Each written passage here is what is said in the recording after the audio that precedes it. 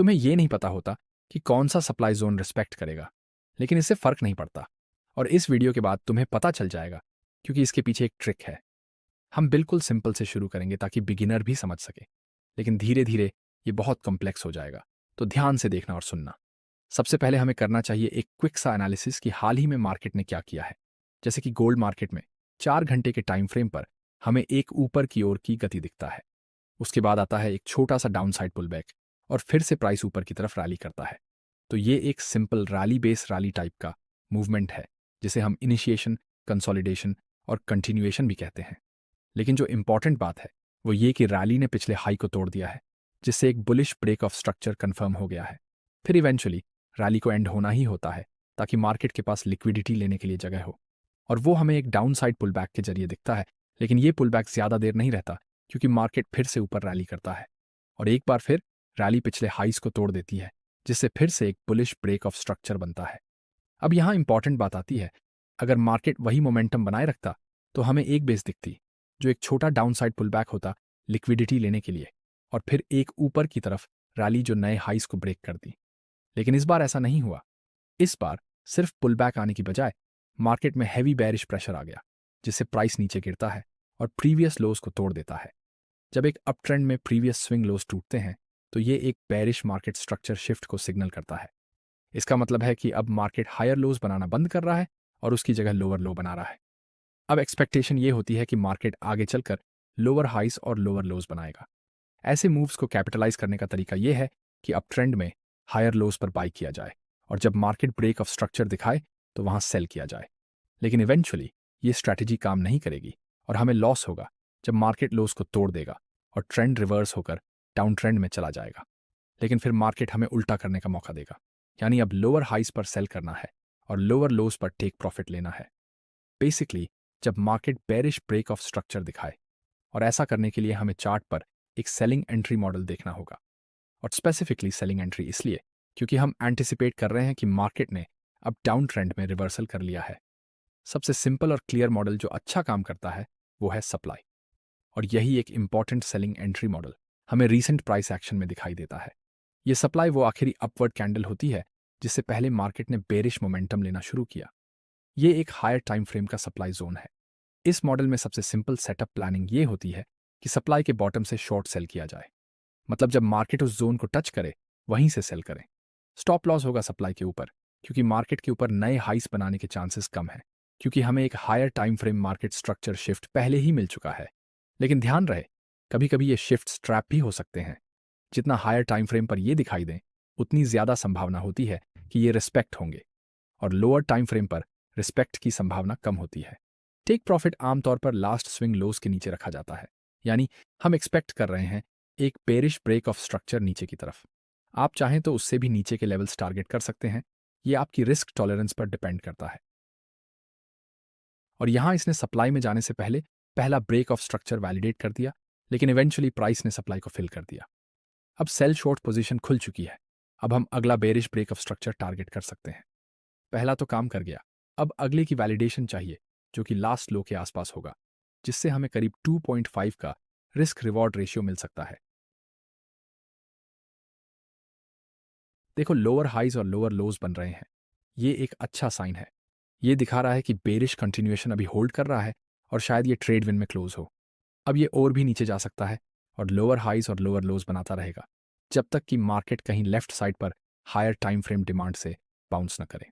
उदाहरण के लिए, ये पहली इंपॉर्टेंट डिमांड है जहां से कम शॉर्ट टर्म में बाउंस कर सकता है। ये है 1 आवर चार्ट। पहली नज़र में हमें कुछ हाइज, हायर लोज और फिर से हायर हाइज दिखते हैं। तो ये एक सिंपल और क्लियर अपवर्ड ट्रेंड था। फिर मार्केट ने नीचे पुल बैक करना शुरू किया इंटरनल लेवल्स पर, और इसके साथ बेरिश प्रेशर भी बढ़ा, क्योंकि अब मार्केट इंटरनल लोअर हाइज और लोअर लोज बना रहा था। ये इंटरनल लोअर लोज इवेंचुअली पिछले स्विंग हायर लो से नीचे टूट गए, जिससे एक नया स्विंग लोअर लो बना। तो ये हुआ एक bearish market structure shift swing levels पर। पहले मार्केट हायर हाइज बना रहा था और बुलिश ब्रेक्स ऑफ स्ट्रक्चर दे रहा था, लेकिन बाद में मार्केट ने स्विंग लेवल पर डाउन ट्रेंड में रिवर्सल किया। अब डाउन ट्रेंड में हर लो टूटता है, और उसके टूटने के बाद एक बेरिश ब्रेक ऑफ स्ट्रक्चर बनता है, जो बस ये सिग्नल देता है कि अभी का ट्रेंड आगे भी कंटिन्यू करेगा, मतलब डाउन ट्रेंड चलता रहेगा। लेकिन जैसा कि पहले कहा था, जब एक सिग्निफिकेंट स्विंग लेवल टूटता है तो हम आमतौर पर एक पुल बैक एक्सपेक्ट करते हैं, और higher time frame down trend में जो पुल बैक आता है वो लोअर टाइम फ्रेम पर एक छोटा अप ट्रेंड बनाता है। ये अप ट्रेंड सिर्फ बेरिश एंट्री स्ट्रक्चर को फिल करने के लिए होता है, बेसिकली लिक्विडिटी रिबैलेंस करने के लिए। इसके बाद मार्केट वापस से हायर टाइम फ्रेम के डाउन ट्रेंड में चला जाता है और स्विंग लोअर लो बनाता है। अब ट्रेडर्स के लिए सबसे की एरिया होता है वो स्विंग हाई, जहां से स्मार्ट ट्रेडर्स शॉर्ट सेल का मौका ढूंढते हैं। लेकिन सवाल ये है, एग्जैक्टली कहाँ स्विंग हाई एंड होगा और कौन से एंट्री स्ट्रक्चर से मार्केट नीचे रिजेक्ट करेगा? यही सबसे मुश्किल सवाल है, क्योंकि अगर इसका सही जवाब मिल जाए तो हम लिटरली स्नाइपर स्टाइल एंट्री ले सकते हैं। अब अगर हम सारे एंट्री मॉडल्स देखें इस चार्ट पर, तो हमें एक एक्सट्रीम स्विंग सप्लाई दिखती है एक्सटर्नल लेवल पर। थोड़ा नीचे एक एक्सटर्नल इम्बैलेंस भी है, और उससे भी नीचे एक इंटरनल सप्लाई और फिर एक इंटरनल इम्बैलेंस। यानी टोटल 4 एंट्री मॉडल्स हैं इसी टाइम फ्रेम पर। तो सवाल है किसे ट्रेड करें? कॉमन सेंस के हिसाब से सेफेस्ट ऑप्शन है सबसे ऊपर वाली स्विंग सप्लाई। लेकिन चलो देखें कि बाकी जोन्स को कैसे ट्रेड किया जा सकता है। सबसे नीचे से शुरू करते हैं, जैसे ये इंटरनल इम्बैलेंस। आमतौर पर जब एक इम्बैलेंस होता है लेकिन उसी टाइम फ्रेम पर उसके ऊपर एक सप्लाई भी होती है, तो प्रायोरिटी सप्लाई को दी जाती है, और इम्बैलेंस बस एक एक्स्ट्रा वैलिडेशन होता है उस सप्लाई के लिए। तो ये जोन एलिमिनेट हो गया या इनवैलिड मान लिया गया। अब जो ऊपर है वो एक इंटरनल सप्लाई है। इंटरनल का मतलब है कि ये स्विंग लेवल पर नहीं है, बल्कि एक लोअर हाई से बना है जो लगातार डाउन ट्रेंड पैटर्न में आता है। मैं तुम्हें दिखाता हूं। ये डाउन ट्रेंड है, ये स्विंग हाई है, ये स्विंग लो है, ये इंटरनल लोअर हाई है, और ये इंटरनल लोअर लो है। स्विंग सप्लाई यहां है, इंटरनल सप्लाई यहां है। फर्क ये है कि इंटरनल सप्लाईज को सही से ट्रेड करने के लिए हमें लोअर टाइम फ्रेम पर जूम करना पड़ता है, तब जाकर रिस्क रिवॉर्ड रेशियो लेना सही लगता है। माना हम इसी इंटरनल सप्लाई पर शॉर्ट सेल करें, लेकिन मूव बहुत छोटा होगा और मार्केट जल्दी से पुल बैक कर सकता है और शायद ऊपर भी निकल जाए। इससे बचने के लिए इंटरनल सप्लाईज पर हम लोअर टाइम फ्रेम पर एग्जीक्यूट करते हैं और टेक प्रॉफिट टाइट रखते हैं, ताकि मार्केट फिर से ऊपर रैली देने से पहले एग्जिट कर सकें। स्विंग सप्लाई जोन्स के बारे में शायद तुम्हें पहले से पता हो। इन एक्सट्रीम सप्लाईज पर हमारा प्रॉफिट टारगेट आमतौर पर स्विंग लोज के नीचे होता है, ताकि स्विंग लोअर लोज बने, क्योंकि हम डाउन ट्रेंड में हैं और हम basically higher time frame trend के साथ ट्रेड कर रहे होते हैं। अब वापस चलते हैं चार्ट की तरफ। यहां हमारे पास ये इंटरनल सप्लाई है। अगर ये रिस्पेक्ट करती है तो मार्केट कुछ ऐसा मूव करेगा, पहले इम्बैलेंस तक पुश करेगा, फिर एक छोटा रिजेक्शन आएगा। ये छोटा रिजेक्शन हम लोअर टाइम फ्रेम में ट्रेड कर सकते हैं, लेकिन टेक प्रॉफिट टाइट रखना होगा, क्योंकि मार्केट लिक्विडिटी की तरफ बढ़ता है और सप्लाई जोन्स में इम्बैलेंस की तुलना में ज्यादा रेस्टिंग लिक्विडिटी होती है।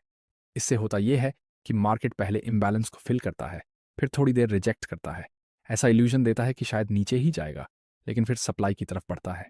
जैसे ही सप्लाई फिल होती है, हम वहां से सेल शॉर्ट सेटअप्स ढूंढ सकते हैं। लेकिन क्योंकि ये एक इंटरनल सप्लाई है, हम स्विंग लोज को टारगेट नहीं करते, बल्कि हम मानते हैं कि मार्केट ऊपर के बाकी जोन्स को फिल करने जा सकता है। तो बेस्ट केस सिनारियो में हम एक छोटा पुल बैक या रिजेक्शन एक्सपेक्ट करते हैं इस इंटरनल सप्लाई से, और फिर शायद एक कंटिन्यूएशन होगा ऊपर की तरफ बाकी जोन्स को फिल करने के लिए। अक्सर जो गलती ट्रेडर्स करते हैं वो ये कि वो इंटरनल सप्लाई से ट्रेड करते हैं, लेकिन टारगेट रखते हैं स्विंग लेवल्स को। और फिर होता क्या है, मार्केट पहले उनके टेक प्रॉफिट की डायरेक्शन में मूव करता है, लेकिन क्योंकि उन्होंने स्विंग लेवल टारगेट किया होता है, मार्केट वहां तक इंटरनली नहीं जाता और सीधा वापस उनके एंट्री पॉइंट तक आता है और आखिरकार उन्हें स्टॉप आउट कर देता है। तो एक क्विक और शॉर्ट समरी इंटरनल सप्लाईज की ये है, अगर रिस्पेक्ट हुआ तो मार्केट थोड़ा रिजेक्ट करेगा और एक सेल शॉर्ट अपॉर्चुनिटी देगा, लेकिन सिर्फ तब जब हम लोअर टाइम फ्रेम में जूम करें, ताकि हम जल्दी से प्रॉफिट बुक कर सकें, इससे पहले कि मार्केट उन लेवल्स की तरफ बढ़ जाए जहां ज्यादा रेस्टिंग लिक्विडिटी होती है, जो अक्सर हायर टाइम फ्रेम के एक्सटर्नल लेवल्स होते हैं। अब ऊपर से जो पहला जोन आता है वो है एक इम्बैलेंस, और अगर ये इम्बैलेंस रिस्पेक्ट करता है तो हम वहां से एक सेटअप प्लान कर सकते हैं, क्योंकि हो सकता है कि मार्केट में अभी भी कुछ बेरिश प्रेशर बचा हो जो उसे नीचे पुश कर दे। लेकिन ध्यान रखना, इम्बैलेंसेस बहुत कम ही स्विंग लेवल्स को तोड़ते हैं, तो एक्सटर्नल या स्विंग इम्बैलेंसेस से रिस्पेक्ट की उम्मीद करो। मार्केट थोड़ा नीचे जाएगा लेकिन फिर वापस ऊपर आ जाएगा। क्यों? क्योंकि ठीक उसके ऊपर एक सप्लाई अटैच्ड होती है, और स्विंग सप्लाई जोन्स में स्विंग इम्बैलेंसेस की तुलना में ज्यादा लिक्विडिटी होती है। और अगर तुमने अपना टेक प्रॉफिट स्विंग लोस के नीचे रखा होता तो काफी ज्यादा चांस था कि वो हिट ही ना हो और मार्केट सीधा लिक्विडिटी की तरह, मैग्नेट की तरह खींचता हुआ ऊपर की तरफ चला जाए और तुम्हें स्टॉप आउट कर दे, सिर्फ स्विंग सप्लाई को फिल करने के लिए। अब प्राइस एक्शन को देखें। अब तक मार्केट ने इंटरनल इम्बैलेंस को हिट किया और नीचे रिजेक्ट किया, लेकिन उस रिजेक्शन के बाद मार्केट ने नए हाइज बना दिए। तो जैसा मैंने पहले कहा था, इंटरनल लेवल्स को तभी ट्रेड करना चाहिए जब हम लोअर टाइम फ्रेम में जूम करें, ताकि एक ऐसा रिस्क रिवॉर्ड मिल सके जो लेने लायक हो। ऐसा करने से अगर हम हायर टाइम फ्रेम के मूव में गलत भी हों, तब भी ट्रेड को लॉस से बचाया जा सकता है। अब हम देख रहे हैं कि मार्केट हायर हाइज और हायर लोज बना रहा है। जो रीसेंट हाई बना है उसने इंटरनल सप्लाई को तोड़ दिया है, जिससे वो इनवैलिडेट हो गई है। और फिर अगली कैंडल एक बहुत बड़ी बेरिश कैंडल थी, जिसने सीधे स्विंग लोज को तोड़ दिया। अब यहाँ हम एक सेटअप मिस कर गए, लेकिन ये कोई बड़ी बात नहीं है, क्योंकि हमने अभी तक कोई सेटअप प्लान ही नहीं किया था। हम सिर्फ मार्केट का एनालिसिस कर रहे थे, और जो अभी हुआ है वो बहुत ज़रूरी है, क्योंकि अब हमें कॉन्फर्मेशन मिल गया है कि मार्केट एक डाउन ट्रेंड होल्ड कर रहा है, क्योंकि एक बेरिश ब्रेक ऑफ स्ट्रक्चर बन चुका है। इस मूव ने खुद में ही एक स्विंग सप्लाई बना दी है यहाँ पर, लेकिन इसे वैलिडेट करने के लिए हमें और प्राइस डेटा चाहिए। अब देखते हैं आगे क्या होता है। इस सप्लाई के साथ साथ यहाँ एक इम्बैलेंस भी है, लेकिन मार्केट इतना बेरिश लग रहा है कि शायद वो जल्दी से इन जोन्स को वापस फिल करने ना आए। फिर एक बड़ी डाउनवर्ड मूव के बाद हमें अब बुलिश कैंडल्स दिखने लगी हैं। अब यहाँ ध्यान देना बहुत ज़रूरी है। एक अपवर्ड मूव आया, फिर एक हाई बना, फिर पुल बैक हुआ, जो शायद एक हायर लो बन रहा हो। अब हमारे पास दो सिनारियोज हैं। पहला सिनारियो, रिवर्सल होता है और मार्केट अप ट्रेंड में चला जाता है। उस केस में मार्केट शायद इन हाइस को तोड़ेगा और एक हायर हाई बनाएगा। फिर हम डिमांड या इम्बैलेंस की तलाश करेंगे एक बाय लॉन्ग पोजीशन लेने के लिए। दूसरा सिनारियो, मार्केट एक लोअर हाई बनाएगा और फिर डाउन ट्रेंड को कंटिन्यू करेगा, लोज को तोड़ते हुए। उस केस में हम सप्लाई या इम्बैलेंस देखेंगे सेल शॉर्ट करने के लिए। और पहला सिनारियो प्ले हुआ, एक बड़ी बुलिश कैंडल बनी। इतनी बड़ी कैंडल्स इम्बैलेंस को वैलिडेट करती हैं। जैसे कि हम ये कैंडल देख रहे हैं, इसने नीचे पुश करने की कोशिश की, लेकिन फेल हो गया और तुरंत वापस ऊपर चला गया। यही इम्बैलेंस कहलाती है। और याद रखो, सिर्फ एक ही कंडीशन है जहां इम्बैलेंस को सप्लाई या डिमांड जोन पर प्रायोरिटी मिलती है, जब इम्बैलेंस बनाने वाली कैंडल बाकी कैंडल्स से बहुत बड़ी हो। तो अब हम एक बाय लॉन्ग पोजीशन ट्राई करते हैं इस इम्बैलेंस से। स्टॉप लॉस रखते हैं इम्बैलेंस के नीचे और टेक प्रॉफिट रखते हैं हाइस के ऊपर। हाइस के ऊपर क्यों? क्योंकि मार्केट ने रिवर्सल कर लिया है एक डाउन ट्रेंड से अप ट्रेंड में, बाय फॉर्मिंग हायर हाइस और हायर लोज। अगली एक्सपेक्टेशन यही है कि हायर लो बनने के बाद एक हायर हाई बनेगा। इसका मतलब है हमें इन हाइस के ऊपर एक बुलिश ब्रेक ऑफ स्ट्रक्चर देखने को मिल सकता है, और वही हमारा पहला ऑप्टिमल टेक प्रॉफिट लेवल होगा। इतने सारे एनालिसिस और पेशेंस के बाद अब फाइनली एक अच्छा सेटअप मिला है। अब देखते हैं एक दूसरा एग्जाम्पल। यहां हमें एक बहुत बड़ा अपवर्ड मूव देखने को मिला, लेकिन फिर बुलिश प्रेशर धीरे धीरे कम होने लगा और उसी समय बेरिश प्रेशर बढ़ने लगा, जिसने मार्केट को धीरे धीरे नीचे खींचा और आखिरकार स्विंग लोज को तोड़ दिया, जिससे एक बेरिश मार्केट स्ट्रक्चर शिफ्ट बना हायर टाइम फ्रेम पर। मतलब एक्सटर्नली हमने एक अप ट्रेंड से रिवर्सल देखा है, अब मार्केट एक डाउन ट्रेंड में है। ये हायर टाइम फ्रेम की बात है, लेकिन लोअर टाइम फ्रेम पर एक पुल बैक एक्सपेक्टेड होता है किसी भी बड़े डाउनसाइड ब्रेक के बाद। लेकिन उस पुल बैक के नीचे गिरने की भी बहुत ज़्यादा संभावना होती है, ताकि डाउन ट्रेंड कंटिन्यू हो सके। इसका रीज़न बहुत सिंपल है, रिवर्सल को उसके होने से पहले पकड़ना बहुत मुश्किल होता है। तो ट्रेडर्स वेट करते हैं रिवर्सल बनने का, फिर उस मूव को पकड़ने की कोशिश करते हैं ताकि ट्रेंड के साथ ही ट्रेड करें। और ऐसा करने से ज़्यादातर ट्रेडर्स को बेटर सक्सेस मिलती है। तो अगर हम मार्केट को नीचे लेकर जाना चाहते हैं, तो हमें सेलिंग एंट्री मॉडल्स ढूंढने होंगे। अब इन मॉडल्स को आइडेंटिफाई करते हैं। यहाँ फॉर एग्जाम्पल हमारे पास एक सप्लाई है, उसके ठीक ऊपर एक और सप्लाई है, और फिर एक और सप्लाई यहाँ हाइस पर है, और यहाँ है लास्ट सप्लाई। अब सवाल ये है, हम कैसे जानें कि इनमें से कौन सी सप्लाई रिस्पेक्ट करेगी, क्योंकि सप्लाई जोन्स काफ़ी सारे हैं और एक दूसरे के बहुत करीब हैं। एक लॉजिकल सोल्यूशन है कि हम सबसे सेफ वाला जोन चुनें, जो कि आखिरी वाला जोन है, मतलब ये वाला। इससे थोड़ा सेफ्टी मिलती है, क्योंकि अगर ये सप्लाई फिल हो गया तो इसका मतलब है कि नीचे वाले सारे जोन्स फेल हो चुके हैं। लेकिन फिर प्रॉब्लम आती है, अगर मार्केट इस आखिरी सप्लाई तक गया ही नहीं और उसके बजाय नीचे वाले जोन्स फिल कर दिए, तो ऐसे में हम एक सेटअप मिस कर देंगे, जो कि एक ट्रेड में लॉस होने से तो बेहतर ही है। लेकिन अगर ये सिचुएशन बार बार रिपीट हो तो हफ्तों तक कोई ट्रेड ही नहीं मिलेगा और कई अपॉर्चुनिटीज मिस हो जाएंगी। एक और सोल्यूशन है सबसे पहले वाले सप्लाई को लेना। अब आप सोच सकते हो, क्या ये सबसे ज्यादा रिस्की नहीं है? अगर आप बिना कोई कॉम्प्लेक्स कॉन्सेप्ट यूज किए, जैसे टॉप डाउन एनालिसिस या कुछ और, सीधा ट्रेड लेते हो, तो हाँ, ये रिस्की होगा।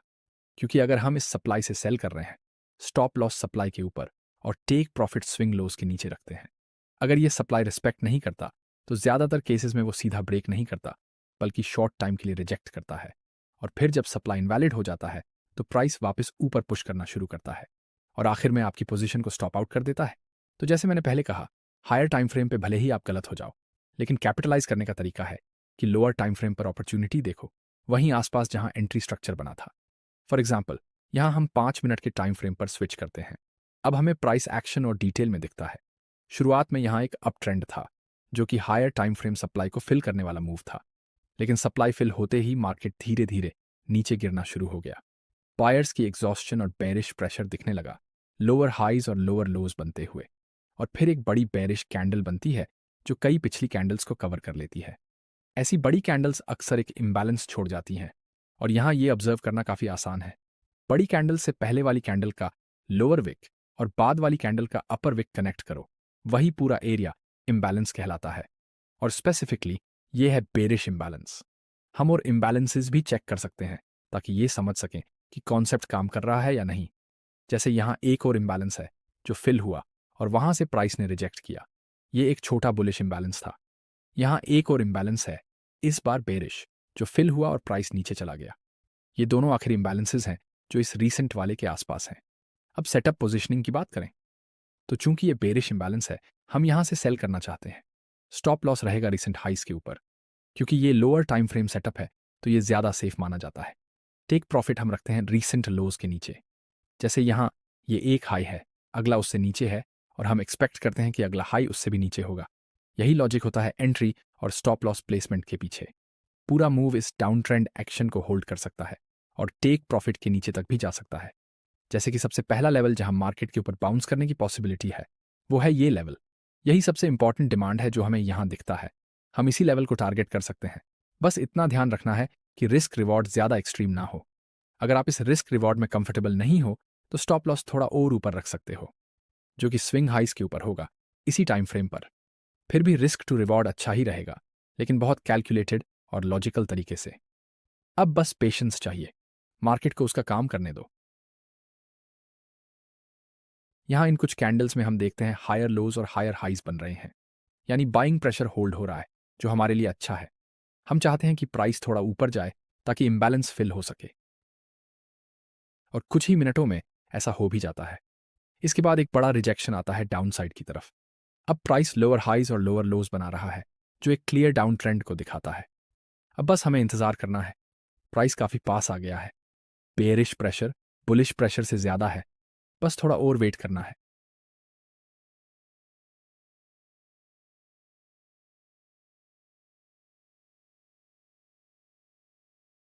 और हो गया, प्राइस और नीचे चला गया, इस लोअर टाइम फ्रेम डिमांड को भी तोड़ते हुए। क्यों? क्योंकि higher time frame entry models का प्रायोरिटी होता है लोअर टाइम फ्रेम सेटअप्स के ऊपर। यानी हम कह सकते हैं कि हायर टाइम फ्रेम सप्लाई ज्यादा स्ट्रांग था लोअर टाइम फ्रेम डिमांड के मुकाबले। और यही है प्राइस एक्शन का नज़ारा अब उस 1 आवर चार्ट पर जहां से हमने एनालिसिस शुरू किया था।